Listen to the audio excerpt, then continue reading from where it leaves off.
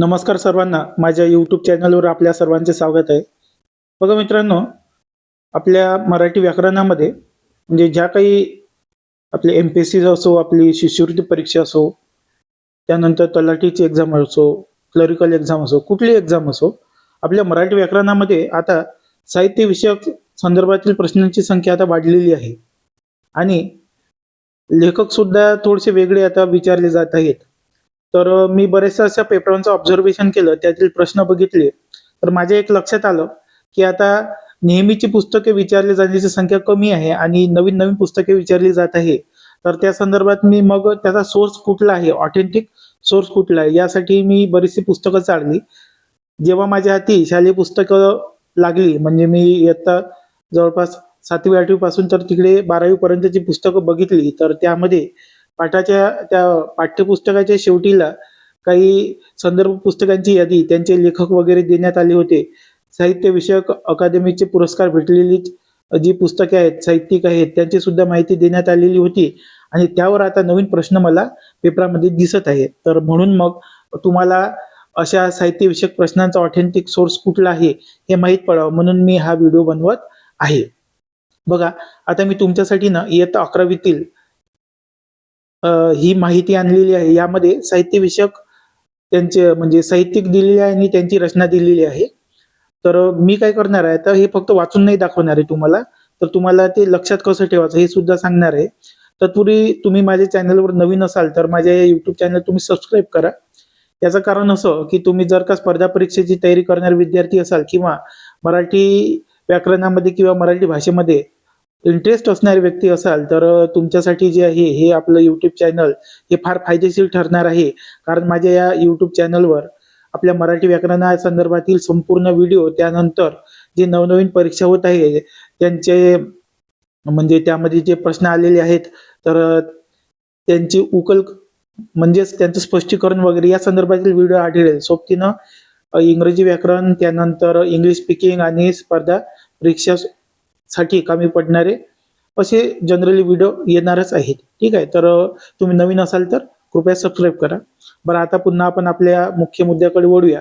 तर आता इयत्ता 11वीतील मी साहित्यिक आणि त्यांच्या रचना जे आहे हे तुम्हाला पाठ करून देणार आहे. या व्हिडिओच्या शेवटपर्यंत ते तुमचे पाठ झालेले असतील. आता तुम्हाला माहित आहे, आपण जे लक्षात ठेवणार आहे म्हणजे निवड घोकमपट्टी करायची नाही, नेहमीसाठी तुम्हाला ते लक्षात राहिलं पाहिजे. या हिशोबाने मी तुम्हाला या साहित्यिक रचना सांगणार आहे. आता यापूर्वी जी TETची एक्झाम झाली, त्यानंतर माग TCHची एक्झाम झाली, तलाठी परीक्षा झाली, यामध्ये यातील साहित्यिक आणि त्यांची रचना यांची सुद्धा परीक्षा म्हणजे यांचे प्रश्न आलेले होते. मी स्वतः सुद्धा आता ऑलिम्पियाड, मराठी ऑलिम्पियाडची परीक्षा दिली, तर त्यामध्ये सुद्धा यातील काही प्रश्न मला दिसले. तर चला बघूया आपण आता. बघा, आता साहित्यिकांनी त्यांनी त्याचं काय दिलेलं आहे, पुस्तकांचं त्यांचं नाव लिहिलेलं आहे. फर्स्ट आहे लक्ष्मीबाई टिळक आणि त्यांचं पुस्तक आहे स्मृतिचित्रे. बरं, लक्षात कसं ठेवायचं, आता बरेचसे पुस्तक आहे, मी थोडं फास्ट घेतो. तुम्ही जे हा व्हिडिओ व्यवस्थित बघाल किंवा थोडी स्पीड स्लो केली तरी चालेल. बघा, लक्ष्मीबाई टिळक यांचं पुस्तक आहे स्मृतिचित्रे. आता हे लक्षात कसं ठेवायचं, आपला मेंदू कुठलीही घटना किंवा कुठलीही माहिती कशा पद्धतीने लक्षात ठेवत असतो, प्रतिमेच्या स्वरूपात, बरोबर आहे. मग हे कसं लक्षात ठेवायचं, लक्ष्मी नावाची एखादी समजा स्त्री आहे, हे प्रत्येकाच्या म्हणजे संपर्कात इन केस म्हणजे हे नाव असणारे असेल कोण नाही कोणी, तर आपण कल्पना कशी करायची, ती स्त्री जी आहे काहीतरी चित्र काढत आहे, लिहित आहे, अशी कल्पना करायची. सरळ सरळ तुम्हाला नेहमीसाठी या पुस्तकाचं नाव लक्षात राहून जाईल. तर चला सेकंड सांगतो. श्री म माटे यांचं पुस्तक आहे उपेक्षितांची अंतरंग. ओके, हे लक्षात कसं ठेवायचं, आता यांच्या आडनावामध्ये आहे माटे, माटेवरून आपण माठ असा शब्द पकडायचा. ठीक आहे, तर त्या माठाकडे जे आहे त्याचं आपण बघत नाही, त्या माठाकडे म्हणजे त्याला उपेक्षित करत आहे, अशा पद्धतीने कल्पना करायची. म्हणजे ऑप्शनवरून तरी तुम्हाला हमखास तो पुस्तकाचं नाव तुम्हाला ओळखता येईल. चला पुढचा शब्द आहे, पुढचे लेखक आहे श्रीजस जोशी आणि त्यांचं पुस्तक आहे आनंदी गोपाळ. आता जोशी आणि आनंदी गोपाळ हे एकमेकाशी संबंधित लिंक असणारे शब्द आहे, हे मला वाटते सहजपणे तुमच्या लक्षात राहून जाईल. नेक्स्ट आहे आपले फेवरेट विष्णू वामन शिरवाडकर, तर त्यांचं पुस्तक आहे नटसम्राट, सर्वांना माहीतच आहे. तर नटसम्राट हे जे आहे त्यांचं टोपण नाव सुद्धा आहे. बरं, आता दोन गोष्टी आहेत बघा, एक असते मराठी भाषा गौरव दिन आणि एक असते मराठी भाषा राज दिन. ठीक आहे, मराठी राजभाषा दिन, मराठी भाषा गौरव दिन आणि मराठी राजभाषा दिन. तर मी आता ही जी मराठी शिक्षकांसाठीची मराठी ऑलिम्पियाड परीक्षा दिली होती, त्यामध्ये सुद्धा प्रश्न होता. त्यांनी विचारलं होतं मराठी राजभाषा दिन केव्हा असतो. तर आपल्याला जी माहिती असते की आपण 27 फेब्रुवारी विष्णू वामन शिरवाडकर यांचा जन्मदिवस आपण मराठी भाषा गौरव दिन म्हणून साजरा करतो. त्या हिशोबाने मी सुद्धा उत्तर 27 फेब्रुवारीच दिलं. परंतु जेव्हा मी नंतर मोबाईलवर चेक केलं तर मला आढळलं की ह्या दोन वेगवेगळ्या गोष्टी आहे. म्हणून तुम्ही लक्षात ठेवा, मराठी भाषा गौरव दिन म्हटलं तर काय म्हणायचं 27 फेब्रुवारी, आणि तुम्हाला मराठी राजभाषा दिन म्हटलं तर 1 मे म्हणायचं. 1 मे आपला महाराष्ट्र दिन, हे लक्षात ठेवाल. यावर प्रश्न येऊ शकतो तुम्हाला. चलो नेक्स्ट. पुढचे आपले लेखक आहे, साहित्यिक आहे विश्राम बेडेकर, आणि त्यांचं पुस्तक आहे रणांगण. आता याच्यावर सुद्धा प्रश्न येतो. बरं, लक्षात कसं ठेवायचं ते सांगतो मी तुम्हाला. बघा, पुस्तकाचं नाव आहे रणांगण. तर आता आपण खरोखर अशी युद्धाची कल्पना करू. रणांगण म्हणजे ज्या ठिकाणी युद्ध केले जाते. तर मैदानावर युद्ध झाल्यानंतर तो जो सैनिक आहे हा काय करेल, बेडवर विश्राम करेल. म्हणून विश्राम बेडेकर यांचं पुस्तक आहे, लक्षात राहील आपल्याला रणांगण. एकदम सोपं आहे. गोदावरी परुडेकर, तर यांचं जे आहे वारली संदर्भात आपल्याला पाठ होताच आहे, हे लक्षात राहण्यासाठी सोपं आहे. जेव्हा माणूस जागा होतो. तर समजा तुम्हाला पाठही माहित नसेल तरी तुम्ही लक्षात कसं ठेवायचं की गोदावरीच्या नदी काठी जो आहे माणूस झोपला आणि तो जागा झाला पाण्यामुळे, सहजपणे लक्षात राहील. चलो नेक्स्ट. श्रीनाथ पेंडसे यांचं पुस्तक आहे रथचक्र. बरं, हे कसं लक्षात ठेवायला आता तुम्ही, रथ अशी कल्पना करायची, त्याचं चाक म्हणजे चक्र. ठीक आहे, त्याला पेंड लागला मातीचा, म्हणजे मातीच्या पेंडामध्ये किंवा चिखलामध्ये ते आपलं जसं करण्याचं समजा रथाचं जे चाक आहे ते फसलं होतं. अशा पद्धतीने लक्षात ठेवा. श्रीनाथ पेंडसे यांचं पुस्तक आहे मग रथचक्र. चला पुढचा शब्द आहे, पुढचं आपलं पुस्तक आहे पडघवली गोनी दांडेकर. तर हे लक्षात ठेवा तुम्ही, गोनी दांडेकर यांचं पुस्तक आहे पडघवली. विंदा करंदीकर आपले सर्वांचे परिचित असे कवी. तर यांचं पुस्तक आहे अष्टदर्शन आहे. 2003-4 सालीचा आपला ज्ञानपीठ पुरस्कार जे आहे त्यांना भेटला होता. तर सहजपणे आपल्या लक्षात राहील. श्वेतगंगा वगैरे त्यांचं काव्यसंग्रह आहे. अण्णाभाऊ साठे फकीरा सर्वांना माहिती आहे. शंकरराव खरात यांचं पुस्तक आहे तराड अंतराळ. लक्षात कसं ठेवायचं, खरात मध्ये रात आलं आणि पुस्तक मध्ये तराड मध्ये सुद्धा काय आहे तरा, म्हणजे उलट केलं, म्हणजे खरात मधील रात आणि तराड मधील तरा या शब्दाला उलट केलं तर रातच होत आहे. म्हणजे असं आपल्याला सहजपणे लक्षात राहू शकते. आणि फेमस सुद्धा आहे. हे समजा तुम्हाला माहित नसेल तर सांगत आहो मी, सर्वांना माहिती आहे, फेमस असं पुस्तक आहे, माहिती आहे आपल्याला. चलो नेक्स्ट. शांता शेळके, तर यांचं पुस्तक आहे चौघी जणी. आता लक्षात कसं ठेवाल तुम्ही, ठीक आहे, चौघी जणी एकत्रित आल्या तर ते शांत राहणार आहे काय, नाही. म्हणून असं लक्षात, शांता शेळके म्हणजे शांत शब्द आला, त्याच्यावरून आपल्याला ते पुस्तक लक्षात राहील. चलो नेक्स्ट. बघा आता पुस्तकं भरपूर आहे, तर ठीक आहे, आपण आपल्या हिशोबानेच घेऊया हे. पुढचं पुस्तक आहे रायगडाला जेव्हा जाग येते, आणि याच्या साहित्यिकाचे नाव आहे वसंत कानेटकर. बरं, हे लक्षात कसं ठेवायचं, कोणी कोणी वसंत नावाचा व्यक्ती जो आहे हा आपल्या परिचयात असतो. ठीक आहे, तर त्याची कल्पना करायची की तो एखाद्या किल्ल्याच्या ठिकाणी झोपलेला आहे आणि त्याला जाग आली. म्हणून रायगडाला जेव्हा जाग येते याचं साहित्यिक कोण आहे, मग याचे लेखक कोण आहे, वसंत कानेटकर. ओके, असं लक्षात ठेवायचं. जी ए कुलकर्णी, तर यांचं पुस्तक काजळ माया. खूप महत्वाचा प्रश्न आहे, याचा प्रश्न आलेला होता मागच्या तलाठीच्या एक्झाम मध्ये. काजळ माया मधला का आणि कुलकर्णी मधला क, तर सेम सेम अक्षरावरून आपण पुस्तकाचे नाव लक्षात ठेवू शकतो. पुढचे लेखक आहे आपले गंगाधर गाडगीळ, आणि यांचं पुस्तक आहे एका मुंगेचे महाभारत. मोस्ट इम्पॉर्टंट, अतिशय महत्वाचा हा प्रश्न आहे. तर पुस्तक आहे एका मुंगेचे महाभारत. याचे लेखक आहे गंगाधर गाडगीळ. बरं, लक्षात कसं ठेवायचं, तर आता एक तर डायरेक्ट तुम्ही म्हणजे पाठ करू शकता. दुसरा ऑप्शन असा आहे, काय म्हटलंय, मुंगीचे महाभारत. महाभारत तुम्ही जुनं पाहिलं असेल तर त्याच्यामध्ये जे आहे आपले भीष्माचार्य, पितामह भीष्म जे आहे ते कोण होते, आपले मुकेश खन्ना, आणि ते आपले शक्तिमान सिरियल मध्ये होते. ते गंगाधरचं पात्र होतं त्यांचं, गंगाधर, ओंकारनाथ शास्त्री वगैरे वगैरे विद्याधर. तर ते जे आहे गंगाधर आणि इकडं महाभारत, असं थोडंसं जुळवायचं कनेक्शन, म्हणजे आपल्या ते लक्षात राहील. पुढचे लेखक आहे ना स इनामदार, आणि यांचं पुस्तक आहे राहू. यावर प्रश्न आला होता, यावर प्रश्न नुकताच आलेला होता एका पेपरामध्ये. ठीक आहे, लक्षात कसं ठेवायचं, तर आम्ही अप्रामाणिक राहणार नाही, आम्ही कसे राहणार, इमानदार राहणार. आता तिथे नाव इनामदार आहे, पण ते सारखं सारखं आपल्याला लक्षात राहू शकते की आम्ही इमानदार राहू असं. चल नेक्स्ट आहे नारायण सुर्वे, माझे विद्यापीठ. ठीक आहे, तर नारायण नावाचा कोणी आपल्या व्यक्ती संपर्कात असेल किंवा नसेल सुद्धा, तर आपण नारायण जे आहे एखाद्या विद्यापीठासमोर आहे उभा, अशा या पद्धतीने आपण काय करू शकतो, कल्पना करू शकतो. काल्पनिक दृष्ट्या म्हणजे अशा काहीतरी प्रतिमा तयार केल्या तर ते तुम्हाला नेहमीसाठी लक्षात राहील. बघा, हे ट्रिक तुम्ही सर्व याच्यासाठी लावा. नेहमीसाठी लक्षात राहील, म्हणजे ऍटलिस्ट तुम्हाला ऑप्शनवरून तरी ते योग्य उत्तर सहजपणे भेटून जाईल. हा, सुनीता देशपांडे यांचं पुस्तक आहे मनोहर तरी. आता आता बघा, आता प्रश्न कसे येत आहे, ते साहित्यिक पण देतात, त्याचं पुस्तक पण देतात आणि ते म्हणतात की याचा प्रकार सांगा. म्हणजे हा काव्यसंग्रह आहे, कथा संग्रह आहे, की आत्मचरित्र आहे, की व्यक्तिचित्रण आहे, की प्रवास वर्णन आहे, असे प्रश्न येतात. आणि ते पण प्रश्न जे आहे ना, हे आपल्याला म्हणजे असं कठीण वाटते, पण ऍक्च्युअली ते सोपंच आहे. का? कारण याच्याबद्दलची माहिती इयत्ता 12वीच्या पुस्तकामध्ये आलेलं आहे. त्याच्यामध्ये साहित्य अकादमीचे आपल्या मराठी भाषेतील पुस्तकांना भेटलेले ते पुरस्काराचं लिस्ट आहे. त्याच्यावर मी वेगळा व्हिडिओ बनवतो. आणि त्यानंतर ते साहित्य प्रकाराचा प्रकार पण दिला, की कुठला प्रकार आहे. म्हणून जे काही आहे ते आपल्या शालेय पाठ्यपुस्तकातूनच येत असते. म्हणून याचा संदर्भ म्हणजे मी आता जे व्हिडिओ बनवणार हे तुम्ही कंपल्सरी बघाच. तुम्हाला नक्कीच 2 ते 3 मार्काचा फायदा होईल. आणि 2 ते 3 गुणांचं किती महत्व आहे हे एका मार्कामुळे पोस्ट गेलेल्या विद्यार्थ्याला विचारा, त्याला चांगल्या पद्धतीनं माहित असेल. चलो नेक्स्ट. बरं, सुनीता देशपांडे यांचं काय आहे पुस्तक, आहे मनोहर तरी. तर हे लक्षात ठेवा तुम्ही. पुढचे लेखक आहे व्यंकटेश माडगुळकर बनगरवाडी, हे सर्वात फेमस आहे. मला वाटत नाही याच्यामध्ये पाठ करण्याची गरज आहे. चलो नेक्स्ट. द मा मिरासदार, तर यांचं पुस्तक आहे. मिरासदारी नावावरूनच आहे. तर असे प्रश्न जनरली येत नाही, पण लक्षात राहण्यासाठी आपल्याला सोपंच आहे. आलं तर आपलं चुकायला नको. रणजित देसाई आणि त्यांचं पुस्तक आहे स्वामी, एकदम फेमस असं आहे. आणि एक आहे श्रीमान योगी, त्यांचं पुस्तक. ठीक आहे. तर माहित नसेल तर कशी कल्पना करायची, तर तुमच्या संपर्कात समजा रणजित नावाचा कोणतरी मित्र असेल, किंवा एखादी व्यक्ती असेल, किंवा समजा कुठली आपण त्या पद्धतीनं तुम्ही प्रत्यक्ष युद्धभूमी जिंकलेला असा व्यक्ती कल्पना करू शकता. ठीक आहे. तिथं एखाद्या स्वामीच्या वेशातील आणि योगीच्या वेशातील 2 व्यक्ती समोर आहे अशी कल्पना करायची. ठीक आहे. म्हणजे मी तुम्हाला हे थोडसा तुम्हाला विचित्र वाटेल, परंतु अशी कल्पना करूनच ह्या गोष्टी लक्षात राहत असतात, म्हणून मी तुम्हाला हे सांगत आहे.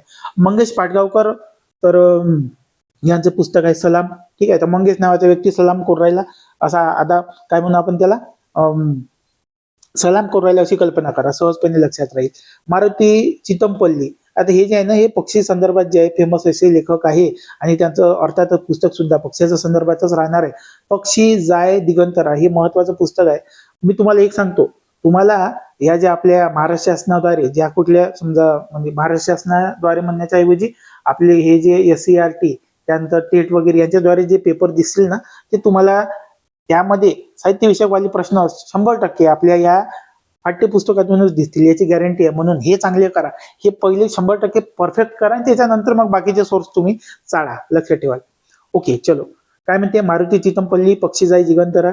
पुढचं आहे नरहर कुरुंदकर, यांचं जे आहे पुस्तक आहे धार आणि काठ. हे TET याच्यावर प्रश्न आला होता. नरहर कुरुंदकर, आता हे नाव कुठून शोधून आणतात, त्याच्यातले जायचे नावं, त्यांना स्वतःला एवढं वेगळं नसते माहिती. ठीक आहे. नरहर कुरुंदकर यांचं जे आहे पुस्तक कुठलं आहे मग, धार आणि काठ. तर नेक्स्ट, मधु मंगेश कर्णिक, तर यांचं फेमस पुस्तक आहे माहीमची खाडी. यांच्या नावामध्ये आहे मधु मंगेश, म आलेला आहे पुस्तकामध्ये, मा आलेला आहे, म्हणजे म एकसारखे अक्षर असतात तर ते लक्षात राहते. आनंद यादव यांचं फेमस पुस्तक आहे झोंबी, याच्यामध्ये सांगण्याची काही गरज नाही. दया पवार सर्वांना माहित आहे, दलित लेखक आहे, बलुते नावाचा त्यांचा आपला पाठही होता, पुस्तकही आहे. भालचंद्र नेमाडे यांची फेमस कादंबरी आहे कोसला, फेमस पुस्तक आहे कोसला. ठीक आहे. आणि अजून हिंदू हे त्यांचं पुस्तक आहे. तर याला जे आहे काय भेटलेलं आहे, साहित्य अकादमीचा पुरस्कार भेटलेला आहे. चलो नेक्स्ट. हे विचारतात महेश एलकुंचवार यांचं पुस्तक आहे वाडा चिरेबंदी. ठीक आहे. आता वाडा चिरेबंदी म्हणजे थोडंसं आपल्याला युद्धातही वाटते, आणि एलकुंचवार मध्ये वार शब्द आला म्हणजे वार आणि युद्ध असं संबंध लावा तुम्ही, चिरेबंदी केला म्हणजे. किरण नगरकर, 7/43. ओके.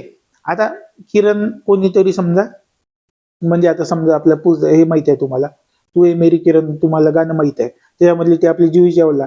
ठीक आहे. तर ती 7चा पाळा म्हणत आहे, असं टेबल समोर ठेवून असं काहीतरी विचित्र कल्पना करा, कारण आपल्याला सामान्य गोष्टी लक्षात राहत नाही, काहीतरी विचित्र गोष्टीच आपल्या नेहमी लक्षात, खास गोष्टी लक्षात राहत असतात. तर थोडंसं अशा पद्धतीने तुम्हाला लक्षात ठेवावं लागेल. पुढचं आपण पुस्तक पाहूया, आठवणींचे पक्षी, सोन कांबळे. तर यांचं सोनकांबळे यांचं पुस्तक आहे आठवणींचे पक्षी. अनिल अवचट यांचं पुस्तक आहे माणसं. ठीक आहे. लक्ष्मण माने, आता 2 जण आहे, कोणकोणते बघा, लक्ष्मण माने आणि त्याच्या म्हणजे रंगनाथ पठारे, त्याच्या खाली आहे नरेंद्र जाधव, त्याखाली आहे लक्ष्मण गायकवाड. लक्ष्मण माने आणि लक्ष्मण गायकवाड याच्यावर 100% काय होते, कन्फ्युजन होते पोरांचं. याच्यावर प्रश्न आता या मराठी ऑलिम्पियाड मध्ये सुद्धा आला होता. आणि कादंबरी दिली होती उचल्या, पुस्तक होतं उचल्या, आणि त्याचं लेखक विचारलं. ऑप्शन मध्ये दोन्ही नाव होते, लक्ष्मण माने, लक्ष्मण गायकवाड. आता याच्यामध्ये कधीच तुम्हाला कन्फ्युजन राहणार नाही, अशा पद्धतीने मी तुम्हाला सांगतो. आता लक्ष्मण माने यांच्या आणि लक्ष्मण गायकवाड यांच्या उचल्या या आणि लक्ष्मण माने यांचा उपरा या दोन्ही कादंबऱ्यांना, या दोन्ही पुस्तकांना साहित्य अकादमीचा पुरस्कार भेटलेला आहे. तर लक्षात कसं ठेवायचं पहा. तेव्हा लक्ष्मण मानेचं पुस्तक आहे उपरा. आपली जे आपण समजा आपला मनुष्य शरीराचा विचार केला तर आपलं मान जे आहे हे काय वरच्या म्हणजे वर आहे, बरोबर आहे. वर म्हणजे उपर, म्हणून असं लक्षात आहे. लक्ष्मण माने यांचं पुस्तक आहे उपरा, आणि उरल्याचं मग जे आहे लक्ष्मण गायकवाड, उरलेल्याचा मग उचल्या शब्द डायरेक्ट लक्षात ठेवायचा. डायरेक्ट म्हणजे तो नाही राहिला तरी चालेल, कारण एक वेळेस लक्ष्मण माने उपरा आहे तर लक्ष्मण गायकवाडचं उचले आपल्याला लक्षात राहून जाईल. काय झालं, नावामध्ये सारखेपणा आहे आणि त्या पुस्तकाच्या नावामध्ये सुद्धा सारखेपणा आहे, त्याच्यामुळे 100% पोरांना कन्फ्युजन वाटते. तर असं लक्षात ठेवा. लक्ष्मण माने यांचं पुस्तक कुठलं आहे, उपरा. रंगनाथ पठारे ताम्रपट, ठीक आहे. पठारे आणि तिकडं पट असे शब्द लक्षात ठेवजा. तर हे जे आहे आपल्या मराठी भाषेला काय भेटावा, अभिजात भाषेचा दर्जा भेटावा म्हणून 2012 साली स्थापन झालेल्या समितीचे ते काय होते, अध्यक्ष होते. आणि तुम्हाला माहित आहे मागच्याच वर्षी आपल्या मराठी भाषेला काय भेटलाय, अभिजात भाषेचा दर्जा भेटलेला आहे. नरेंद्राचा आमचा बाप आन आम्ही, आणि नसते आन असते, लक्षात ठेवा. त्याच्यामध्ये न ला हलंत आहे, फेमस पुस्तक आहे, सर्वांना माहित आहे.